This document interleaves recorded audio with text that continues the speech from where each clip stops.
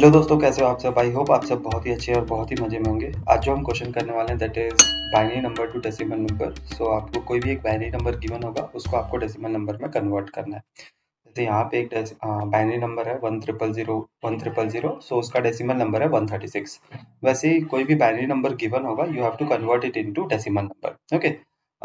इस क्वेश्चन के दो वेरिएशन हो सकते हैं कि जो भी आपको ये नंबर गिवन है बाइनरी फॉर्मेट में, आइदर ये स्ट्रिंग के फॉर्मेट में गिवन हो सकता है या फिर वो इंटीजर के फॉर्मेट में गिवन हो सकता है। इस स्पेसिफिक क्वेश्चन में वो स्ट्रिंग के फॉर्मेट में गिवन है, बट हो सकता है इन फ्यूचर वो इंटीजर के भी फॉर्मेट में हो। और कॉन्सेप्ट सेम रहेगा। वो मैटर ही नहीं करता। अगर आपको कॉन्सेप्ट समझ आ गया है तो आप स्ट्रिंग फॉर्मेट के क्वेश्चंस एंड इंटीजर फॉर्मेट के क्वेश्चन दोनों क्वेश्चन को इजीली टेक डाउन कर सकते हो। ओके।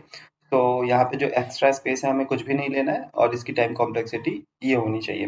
ओके। तो चलिए शुरू करते हैं।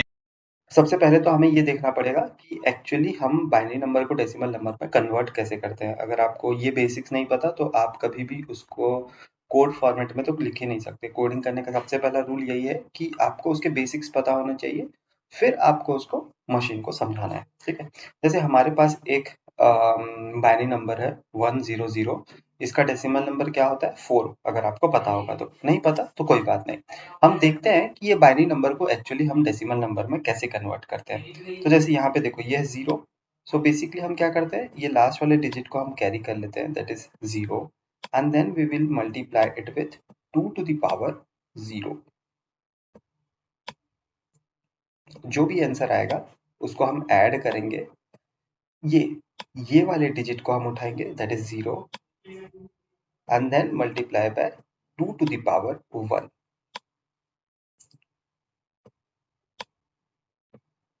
प्लस, देन हम अगेन एक डिजिट उठाएंगे, दैट इज 1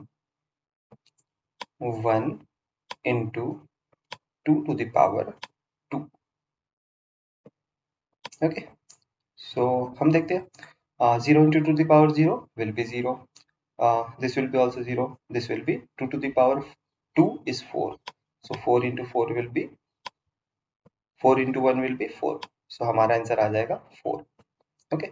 और ये जो बाइनरी नंबर होता है, अगर आपको थोड़ा बहुत आइडिया होगा तो इस बाइनरी नंबर को अगर हम डेसिमल नंबर में कन्वर्ट करें तो 4 ही होता है।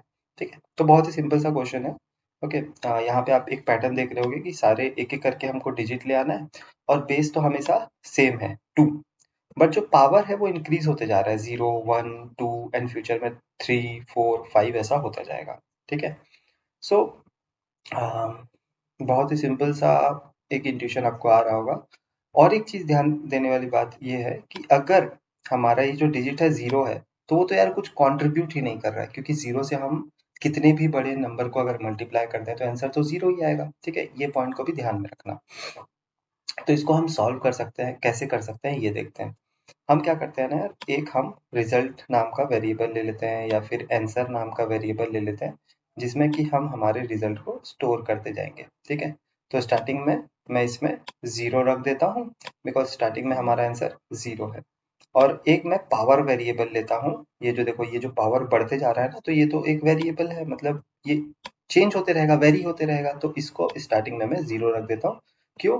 बिकॉज इसकी इनिशियल वैल्यू क्या है, 0। ठीक है। फिर मैं क्या करूंगा, एक एक करके डिजिट निकालते जाऊंगा। अगर स्ट्रिंग होगा तो मैं तो सिंपली फॉर लूप लगा के कर सकता हूँ, और अगर नंबर होगा तो मैं मॉड्यूलस करके निकाल सकता हूँ। ठीक है। अगर आपको ये नहीं पता कि नंबर, कोई भी नंबर गिवन होता है उससे आखिरी डिजिट कैसे निकालते हैं, सो मॉड्यूलस 10 कर देते हैं। ठीक है। सो मॉड्यूलस 10 जैसे ही हम करेंगे तो हमें आखिरी डिजिट मिल जाएगा, that will be 0। Then 0 into, हम पावर फंक्शन लगाएंगे एंड 2 टू द पावर क्या करेंगे, p।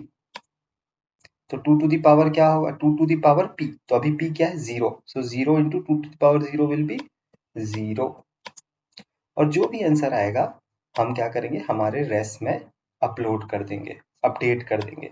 तो अभी 0 है और रेस का भी वैल्यू 0 था, बट अपडेट करेंगे ही करेंगे। ठीक है।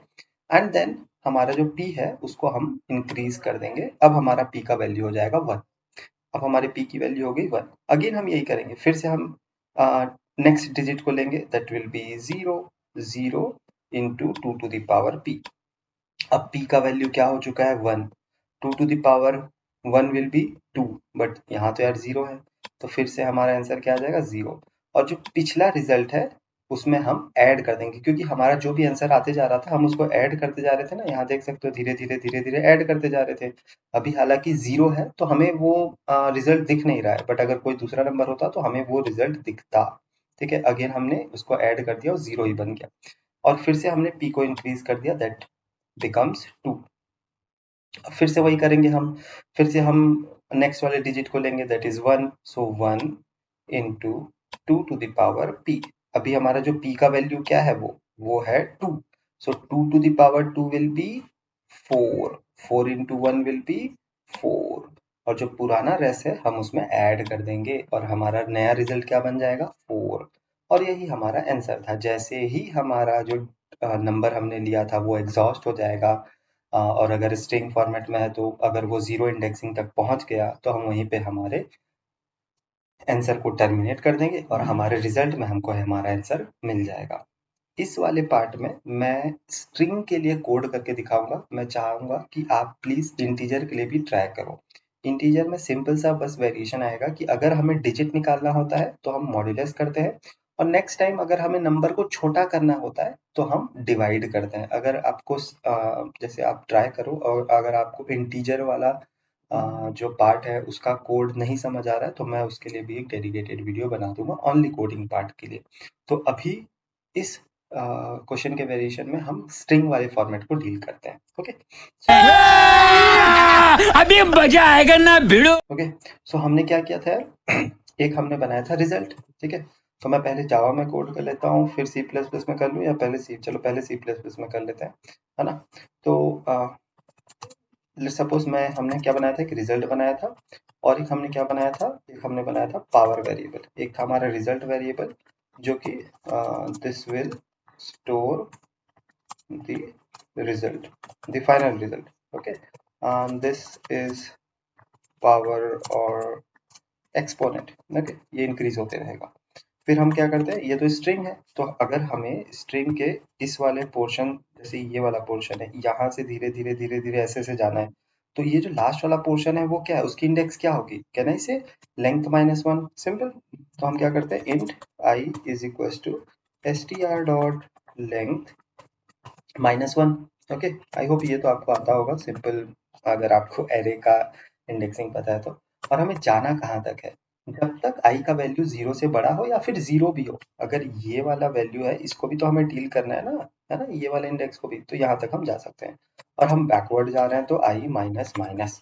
ठीक है, तो जैसे ये तो पूरा देखो स्ट्रिंग है ना, तो ये जो 0 है ये एक्चुअली एक नंबर नहीं है, ये एक कैरेक्टर है ना। Are you getting my point. जैसे अगर मैं यहाँ पे 0 0 0 1 0 0 लिख देता हूँ, तो ये जो लास्ट वाला 0 है ये एक्चुअली नंबर नहीं है, ये एक कैरेक्टर है, तो उसको हमें नंबर में कन्वर्ट, इंटीजर में कन्वर्ट भी करना पड़ेगा। इंटीजर में हम कैसे कन्वर्ट करते हैं, simple, digit is equals to, कौन सा हमें डिजिट मिल रहा है, stri। अब इसको मैं कर देता हूँ -0। इससे क्या होगा, जो हमारा 0 था वो कैरेक्टर था, अब वो इंटीजर में चेंज हो गया। ठीक है, अगर ये नहीं पता कैसे हो रहा है, देखो 0 का आस्की वैल्यू होता है 48। ठीक है, कूल। ओके, अब मान लो मेरे पास 2 आ गया, तो 2 की आस्की वैल्यू क्या होती है मालूम, 42, सॉरी 48 प्लस 2 विच इज 50। तो अगर मैं ऐसा कर दूं, 2 की आस्की वैल्यू -0, तो क्या आएगा देखो, 50 माइनस 48 विच विल बिकम 2, और मुझे चाहिए ही 2 था। अगर मेरे को 2 कैरेक्टर के फॉर्मेट में गिवन है और मुझे क्या चाहिए, उसका इंटीजर वैल्यू, तो 2 का, अगर 2 एक कैरेक्टर है तो उसकी आज की वैल्यू होती है 50। 0 अगर एक कैरेक्टर है उसकी आज की वैल्यू होती है 48। तो मैं क्या करूं यार, 2 minus 0 that will B 50 minus 48, 2। ठीक है, अगर आपको ये नहीं समझ आ रहा है तो प्लीज आप आस्की वैल्यू को जरूर रिवाइज कीजिए, बहुत ही सिंपल सा टेक्निक है और बहुत बार हेल्प करता है। ठीक है, और इसको बहुत सारे तरीके हैं कैरेक्टर को इंटीजर में कन्वर्ट करने का, ये मुझे अच्छा लगता है इसीलिए मैंने इसे अपना लिया। ओके अब देखते हैं, अब हमें क्या करना था यार, हम हर बार क्या कर रहे थे, डिजिट को उठा रहे थे और इनटू 2 टू द पावर, ये जो p है उसको कर रहे थे। तो मैं क्या करता हूँ, result is equals to result, पुराना रिजल्ट प्लस क्या करना चाहिए हमको, dig which will be digit multiply क्या करें, पावर 2 कॉमा p, ओके। और ये जो p है हम उसको इंक्रीज भी कर देते हैं, नेक्स्ट टाइम के लिए p इंक्रीज हो जाएगा। देखो इसको मैं एक और ब्रैकेट में रख देता हूँ, ठीक है। यही है रेस इज इक्वल्स टू पुराना रेस प्लस जो भी डिजिट हमें मिल गया है, हमने यहाँ से डिजिट निकाल लिया है, into power of 2 to the power p, और फिर p हर बार इंक्रीज होता जाएगा, ओके। एंड लास्ट में हम क्या करेंगे यार, रेस को रिटर्न भी कर देंगे। सो लेट्स सी क्या ये चल रहा है, और अगर कोई भी एरर होगी तो हम उसको जरूर सॉल्व करेंगे, okay. So it's well and good, I guess ये सबमिट भी हो जाएगा, ओके।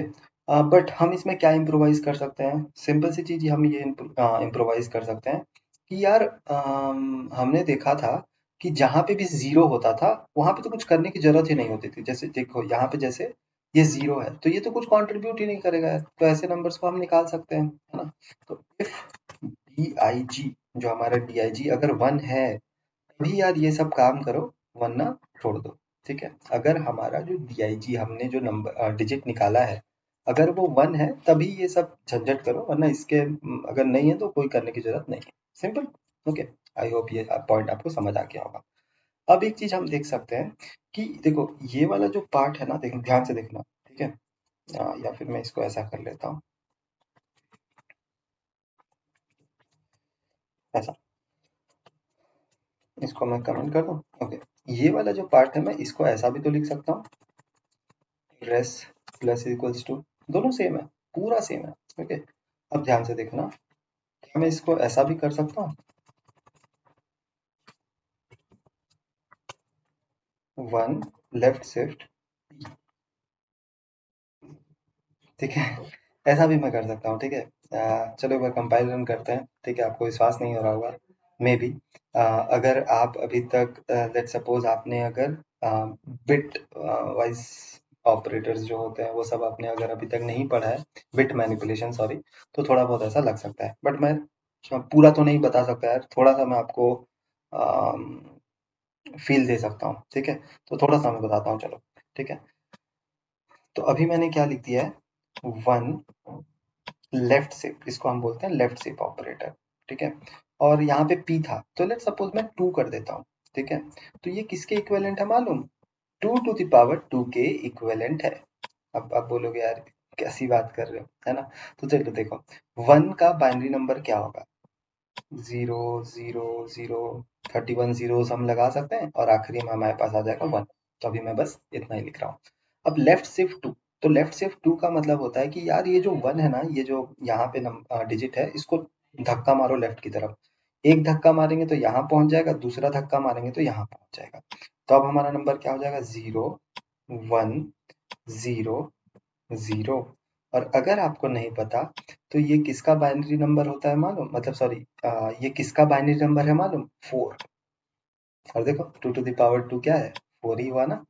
तो ये एक स्मार्ट सा वे है यार, हमें कोई भी नंबर अगर हमें 2 की पावर में लिखना है तो हम लिख सकते हैं। जैसे मान लो मेरे को लिखना है 2 टू द पावर 8, तो मैं क्या करूंगा, 1 लेफ्ट शिफ्ट 8, ठीक है। एंड ये आपको पता होना चाहिए ऑब्वियसली, ये थोड़ा उससे फास्ट भी होता है क्योंकि हम पावर फंक्शन में क्या कर रहे थे बेसिकली, हाँ, किसी दूसरे फंक्शन को कॉल कर रहे थे जो कि ऑब्वियसली मैथ या किसी लाइब्रेरी में डिफाइन होगा, बट इसमें यहीं पे काम हो जा रहा है। और अगर आप इंटरव्यू में इसको बताओगे तो ऑब्वियसली थोड़ा स्टैंड आउट भी करोगे, थोड़ा फ्लेक्स टाइप से, ठीक है। सो दैट्स इट, ठीक है। सो इसको भी हम एक बार कंपाइलर रन करते हैं, हालांकि हमने कर लिया है, तो एक बार कंपाइलर रन हो जाने दो, हम उसके बाद इसको सबमिट लगाते हैं, ठीक है। एंड इसकी टाइम कॉम्प्लेक्सिटी क्या हो जाएगी, ऑर्डर ऑफ एन, ओके। और ये ऑर्डर ऑफ एन से थोड़ा सा अच्छा है क्योंकि हम सभी में बेसिकली चेक नहीं कर रहे हैं, क्योंकि जैसे यहाँ पे देखो ये 1 वाले को बेसिकली अगर 0 होता तो हमें उसको छूने की जरूरत ही नहीं है। जैसे इसमें सिर्फ हमें 2 बार कैलकुलेशन करना पड़ता है, एक ये वाले 1 के लिए और एक बार ये वाले 1 के लिए, इसके अलावा हमें कभी भी नहीं करना पड़ता क्योंकि पिछले बार हम क्या कर रहे थे, 0 के लिए भी ये सारा स्टेप कर रहे थे, ठीक है। अब मैं क्या करता हूँ, सेम कोड को जावा में ले लेता हूँ क्योंकि सी प्लस प्लस जावा में ज़्यादा डिफरेंस है नहीं यार, है ना? जो भी कोड हम C++ में लिखते हैं वो जावा में भी चल जाता है। थोड़ा मोड़ा चेंज करना पड़ेगा। जैसे देखो यहाँ पे ये क्या करना पड़ेगा, str.char@i सिंपल है वो। बाकी सब तो एकदम सेम रहेगा। देखो कितना सिंपल है यार C++ से जावा कन्वर्ट करना, ठीक है, या जावा से C++ कन्वर्ट करना। Just you have to take care of keywords. Okay, so I think ये चल जाएगा। एंड आई होप आपको ये वीडियो पसंद आया होगा। अगर कोई भी डाउट है, छोटा सा भी छोटा डाउट है, you can ask me, I will try to help you. और इस वाले नंबर सीरीज में हम बहुत सारे वीडियोस लाएंगे, binary to decimal, decimal to binary, binary to octal, octal to decimal, सारी जितने भी क्रॉस वेरी नंबर कन्वर्शन हो सकते हैं वो सब हम लाएंगे। क्योंकि कई बार क्या होता है, हम बहुत सारी चीजें सीख जाते हैं बट हमें बेसिक कन्वर्जन ही नहीं आते, ठीक है। जब ऑक्टल हेक्साडेसिमल आता है तो लोग कई बार नहीं बना पाते। सो सिंपल सा एम यही है कि हम सारे नंबर कन्वर्जन हमारे क्लियर हो, ठीक है। Okay, so that's it. Please like share and subscribe जरूर करें वीडियो को। Thank you.